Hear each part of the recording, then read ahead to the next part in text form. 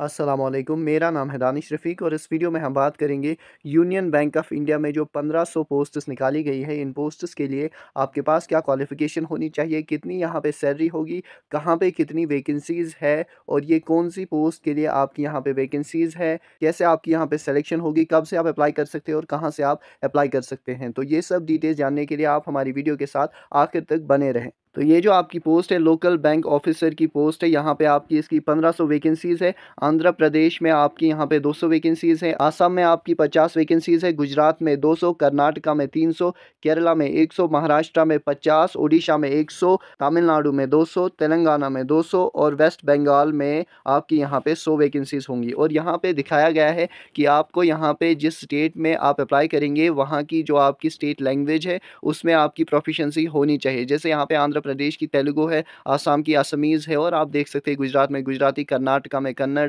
केरला में मलयालम, महाराष्ट्र में मराठी, ओडिशा में ओडिया, तमिलनाडु में तमिल, तेलंगाना में तेलुगु, वेस्ट बंगाल में बंगाली। आप यहाँ पे अप्लाई कर सकते हैं 24 अक्टूबर 2024 से और लास्ट डेट अप्लाई करने की 13 नवंबर 2024 है। जो भी यहाँ पे एलिजिबिलिटी है आप मीट करने चाहिए लास्ट डेट से पहले, यानी जहाँ पे जो आपकी क्वालिफ़िकेशन है आपने क्वालिफ़िकेशन भी हासिल की हुई होनी चाहिए एप्लीकेशन प्रोसेस की जो लास्ट डेट है उससे पहले। और अगर हम यहाँ पे एलिजिबिलिटी की बात करें तो आप सिटीज़न ऑफ इंडिया होने चाहिए। अगर आप सब्जेक्ट नेपाल के हैं, भूटान के हैं या तिब्बत के हैं तो आप यहाँ पे अप्लाई कर सकते हैं। और आपकी एजुकेशनल क्वालिफ़िकेशन जो है आप यहाँ पे ग्रेजुएट होने चाहिए किसी भी डिसिप्लिन से, गवर्नमेंट रिकग्नाइज्ड कोई भी यूनिवर्सिटी से आपने ये क्वालिफ़िकेशन हासिल की हुई होनी चाहिए। और आपके पास जो मार्कशीट है आपने वो लास्ट डेट से पहले ही हासिल की हुई होनी चाहिए। अगर आपकी डिजिटल मार्कशीट भी है वो भी चलेगी, लेकिन उसकी जो डेट है वो आपकी लास्ट डेट अप्लाई करने से पहले होनी चाहिए। मिनिमम एज आपकी 20 और मैक्सिमम एज आपकी 30 साल होनी चाहिए, इससे ज़्यादा नहीं चलेगी। और कट ऑफ डेट आपकी एज के लिए यहाँ पे जो है 1 अक्टूबर 2024 है, यानी मिनिमम एज आपकी 20 तब तक हो गई होनी चाहिए और मैक्सिमम एज आपने तब तक क्रॉस नहीं की हुई होनी चाहिए। लेकिन अपर एज लिमिट जो है उसमें आपको रिलैक्सेशन दी जा सकती है। अगर आप schedule caste, schedule tribe category से बिलोंग करते हैं तो अगर आप 35 साल के भी हैं तब भी आप अप्लाई कर सकते हैं। ओबीसीज नॉन क्रीमी लेयर से अगर आप बिलोंग करते हैं तो आपको 3 साल की रिलैक्सेशन, और पर्सन्स विद बेंचमार्क डिसेबिलिटीज़ को 10 साल की रिलैक्सेशन, एक्स सर्विसमैन को 5 साल की रिलैक्सेशन दी जाएगी और पर्सन्स अफेक्टेड बाय 1984 राइट्स उनको भी यहाँ पे 5 साल की रिलैक्सेशन दी जा सकती है। जब आपकी यहाँ पे सिलेक्शन होगी तो पहले 2 साल आपके सर्विस के प्रोबेशन पीरियड होंगे, यानी आपकी एक तरह की ट्रेनिंग होगी। जब आप यहाँ पे अप्लाई करेंगे तो आपको यहाँ पे इंडेमनिटी बॉन्ड भी साइन करना होगा, यानी आप 3 साल तक के लिए यहाँ पे जॉब नहीं छोड़ सकते। अगर आपने 3 साल के पहले ही यहाँ पे जॉब छोड़ दी तो आपको यहाँ पे 2 लाख रुपए देने पड़ेंगे, या आप 2 लाख रुपए पहले ही डिपॉजिट कर सकते हैं। और अगर आपने 3 साल तक बिना किसी प्रॉब्लम के यहाँ पे सर्व किया तो उसके बाद आपको 2 लाख रुपए वापस दिए जाएंगे। लेकिन अगर आपने यहाँ पे 3 साल से पहले ही छोड़ दी तो आपको यहाँ पे लायबिलिटी होगी। तो ये सब चीज़ें आपको पहले ही पता होनी चाहिए। अगर आपको पता नहीं होता है, कुछ स्टूडेंट्स पहले ही अप्लाई कर देते हैं और उसके बाद देखते हैं कि अगर वो 1 साल के बाद छोड़ देते हैं। ऑब्वियसली बहुत सारे स्टूडेंट्स जो आज एग्ज़ाम पास करते हैं वो बाकी एग्ज़ाम्स के लिए भी पढ़ते हैं। तो अगर इससे अच्छी पोस्ट आपको मिलती है 1 साल के बाद ही तो आप फिर यहाँ पे छोड़ना चाहेंगे। लेकिन ये जॉब अगर आपने जॉइन की तो आप 3 साल तक छोड़ नहीं सकते। तो ये सब चीज़ें आपको पहले पढ़नी चाहिए।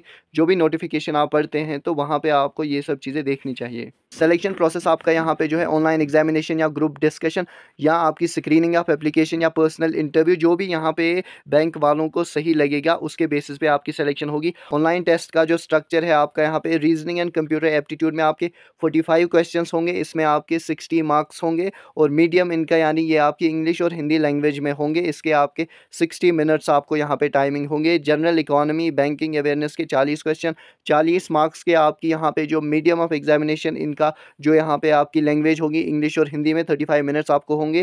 डेटा एनालिसिस एंड इंटरप्रिटेशन के आपके 35 क्वेश्चन 60 मार्क्स के आपके ये यहाँ पे 45 मिनट्स में आपको करने होंगे। इंग्लिश लैंग्वेज के आपके 35 क्वेश्चन 40 यहाँ पे इसके मार्क्स होंगे। इंग्लिश लैंग्वेज ही यहाँ पे इसमें होगी, यहाँ पे हिंदी नहीं होगी। 40 मिनट्स आपको दिए जाएंगे। टोटल आपके जो क्वेश्चन है 155 क्वेश्चन होंगे। मैक्सिमम मार्क्स इनके 200 होंगे और टोटल आपके 3 आवर्स आपको टाइमिंग दी जाएगी। और उसके बाद आपको यहाँ पे एक इंग्लिश लैंग्वेज का लेटर राइटिंग एंड ऐसे राइटिंग पेपर होगा और यहाँ पे ये 25 मार्क्स के होंगे, यानी एक क्वेश्चन आपका 12.5 मार्क्स का होगा। इसमें आपकी लैंग्वेज जो है इंग्लिश होगी, इंग्लिश में आपके क्वेश्चंस पूछे जाएंगे और इंग्लिश में आपको आंसर देना है। 30 मिनट्स आपको दिए जाएंगे। आप यहाँ पे अप्लाई कर सकते हैं union bank of India .co.in से।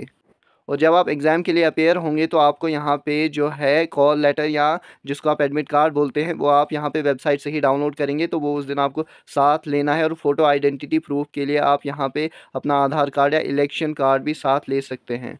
पेनल्टी आपको यहाँ पे 1:4 या 0.25 होगी, यानी अगर आपने यहाँ पे 4 क्वेश्चंस गलत किए तो एक जो आपका राइट आंसर होगा वो आपका यहाँ पे डिडक्ट कर लिया जाएगा। यहाँ पे आपको मिनिमम स्कोर जो ये डिसाइड करेंगे वो आपको जो है स्कोर करना होगा, वो ये खुद ही डिसाइड करेंगे और आपको फिर उसी के बेसिस पे जो है इंटरव्यू में बुलाया जाएगा। लेकिन आपको अपना इंडिविजुअल स्कोर भी पता नहीं चलेगा जब तक ना इंटरव्यू का रिज़ल्ट भी आ जाए।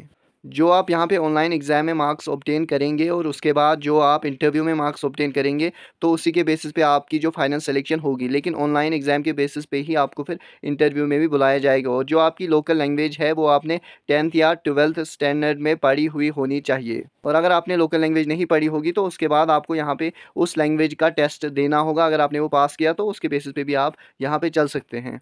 यहाँ पे जो है 1:3 नंबर ऑफ़ कैंडिडेट्स को इंटरव्यू के लिए बुलाया जाएगा। यानी अगर यहाँ पे 3 वैकेंसीज़ को फिल करना है तो 9 कैंडिडेट्स को ये इंटरव्यू के लिए बुलाएँगे। और अगर आप एग्ज़ाम सेंटर की बात करें तो आंध्र प्रदेश में आप देख सकते हैं कहाँ-कहाँ एग्ज़ाम सेंटर्स आपके होंगे। असम में, बिहार में, छत्तीसगढ़ में, दिल्ली, एनसीआर, गोवा, गुजरात, हरियाणा, हिमाचल प्रदेश, जम्मू एंड कश्मीर में आपका सिर्फ जम्मू में ही होगा। तो यहाँ पे आप देख सकते हैं। यहाँ पे आप किसी भी स्टेट से अप्लाई कर सकते हैं, लेकिन इतना इसमें है कि जो लोकल लैंग्वेज है वो फिर आपको आनी चाहिए। फॉर एग्ज़ाम्पल अगर आप जम्मू कश्मीर से हैं तो आप अगर तमिलनाडु से अप्लाई करेंगे तो फिर आपको तमिल आनी चाहिए, क्योंकि आपको उसका टेस्ट लिया जाएगा। अगर आपने वो पढ़ी भी नहीं होगी तो उससे प्रॉब्लम नहीं है, लेकिन आपको उसका टेस्ट जो लिया जाएगा वो आपको पास करना है। तो मुझे लगता है जितनी इन्फॉर्मेशन देना ज़रूरी था उतना हमने दे दी है। इसके अलावा आपके मन में कोई क्वेश्चन हो आप हमसे पूछ सकते हैं वीडियो के कमेंट्स में। इस पीडीएफ को हासिल करने के लिए आप हमारी टेलीग्राम चैनल ज्वाइन कर सकते हैं। शुक्रिया।